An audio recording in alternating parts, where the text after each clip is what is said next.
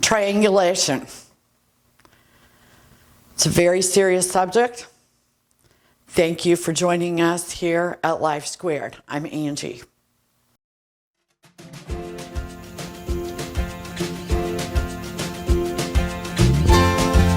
Welcome to Life Squared, brought to you by the Perfectly Imperfect Network, from imperfect folk everywhere.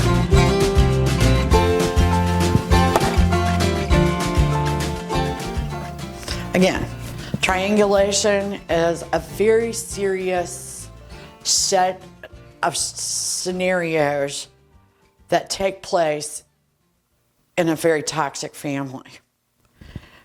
These situations go on for years. The perpetrator is usually a narcissist or a sociopath.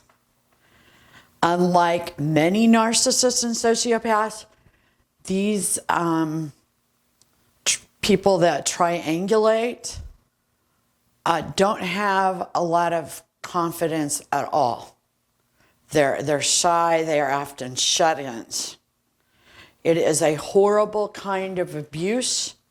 They prey on people that are maybe having a rough time mentally in their family.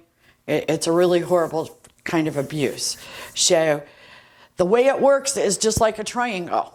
You have on the bottom or at the base, you have the perpetrator. Okay? On the left side, you have the victim. On the right side, you have the third party that they're using in order to get to the victim. So this third party is being used in ways that are also very, very destructive to them. So they're also a victim. They're just not the perpetrator's ultimate victim.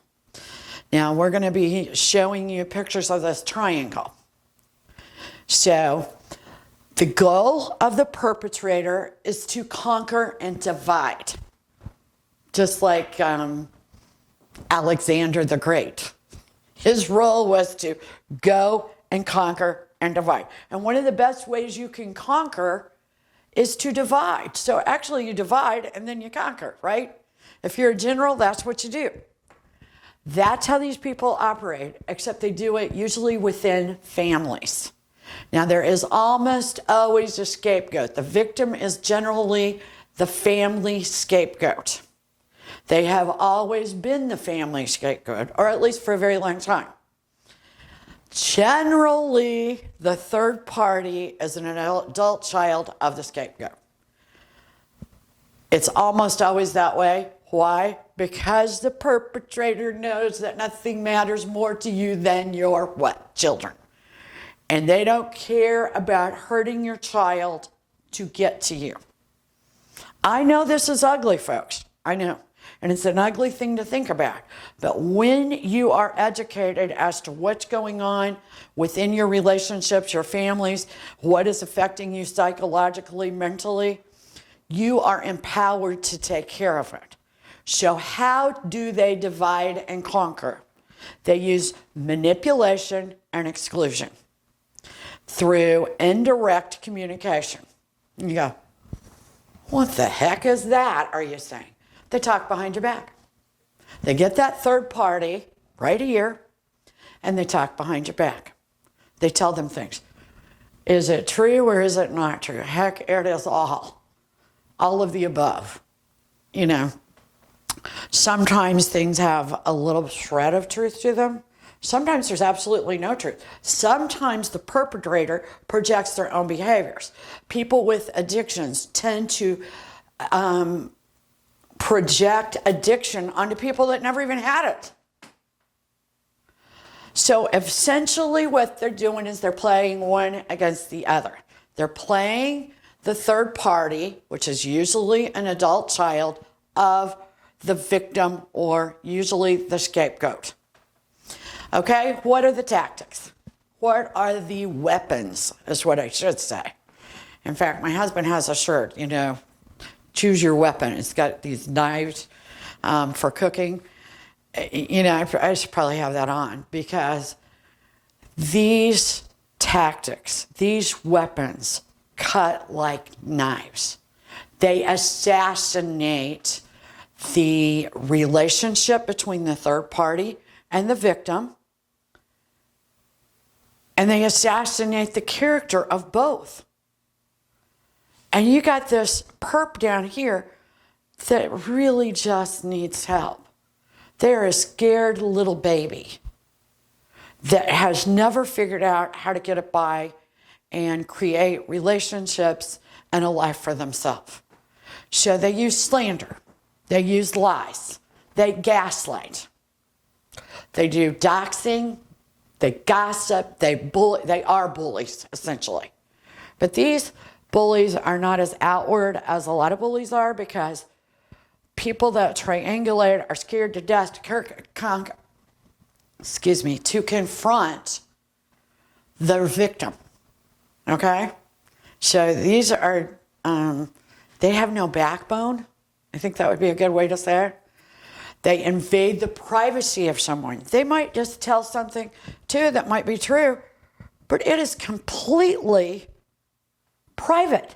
You don't have the right to tell private things about other people. You also don't have the right to slander, lie, or bully.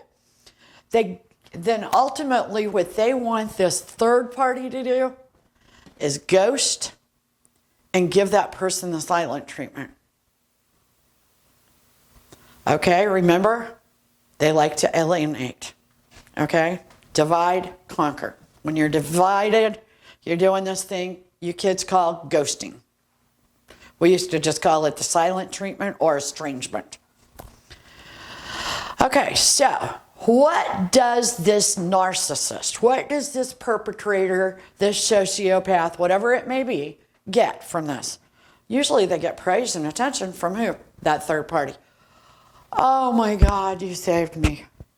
You told me all this information that nobody ever did. Everybody else lied to me. And then this third party becomes somewhat more of a victim of everybody. And when really the only person that they're a victim of is the perpetrator they're praising. Oh my goodness, you got a mess, okay?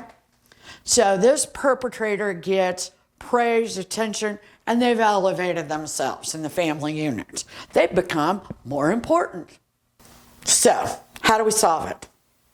Well, you got two people that need to solve it. You got the victim, the scapegoat, and you got the third party. Like I said, usually an adult child of the scapegoat. Well, I think that one of the best ways to stop it is with a letter. Now, you can start out with a letter from yourself. This would be number one, cease and desist. You can tell them, okay, you know what, you need to stop this. You need to stop the slander, the lies, the gaslighting, the doxing, the gossiping, the bullying, the invasion of my privacy, the ghosting, the silent treatment, whatever. You list it. You be detailed, okay? You need to cease this, or I will have a cease and desist sent to you from an attorney. And there are a lot of people going, don't bring the law into the family. Hell, they just pulled a gun on you practically. They are assassinating everything. They're taking away from you that which you love most. Probably your child. Okay? So, you got to start with the letters. If the cease and desist from the attorney doesn't work, you've got to have all your ducks in a row and be prepared to go to court. Okay? That means you save everything. Text messages, conversations, letters, anything, especially on paper, that helps your case. It's number one. Number two, if you are the third party, you can cut this thing off right from the beginning. By what? Ignoring it. Don't let this perpetrator talk to you about this scapegoat. Okay? Number two, third party can ignore it. If you're the victim, though, ignoring it is probably not going to work. You're going to continue to be assassinated out there while you're just trying to do the right thing. And it is very easy to talk yourself into ignoring it, because who wants to bring the law or something into a family situation? Nobody does. Okay? But it is not you that is responsible for that. Number 3, don't get drawn in by apologies. You know, that perpetrator may show up at your door the next morning. They may show up at your husband's work, you know, trying to feel things out because they know they stepped over the line. Don't get drawn in, okay? Number 4, protect yourself and your own well-being. Nobody else will, and you matter. Do not give more rights to your perpetrator than you give to yourself. Absolutely not. Number 5 is to the third party. Walk away. Pretty much like ignore it. Just walk away. Don't let them do that. See them for what they are. If somebody is telling you all this stuff and it's been gone, if it's happened years and years and years ago, there's probably something wrong with it. Number 6, never share information with a narcissist or a sociopath, okay? You usually haven't. I will tell you this perpetrator is usually somebody you would have never, in your wildest dreams, told a secret to. They pretend as if you have, or they have some insight. They're usually somebody that you've probably never even had at your house. Because you know why you haven't? Because you already know that they're risky. Okay? So, triangulation, very bad situation. Very serious situation, and it can cause a lot of people to get hurt in very big ways. So, thank you for joining me today at Life Squared. We really appreciate you joining us today at Life Squared on the Perfectly Imperfect Network. To get more content, please consider subscribing. If you have any questions or feedback, we'd love to hear from you in the comments section. Thanks for watching.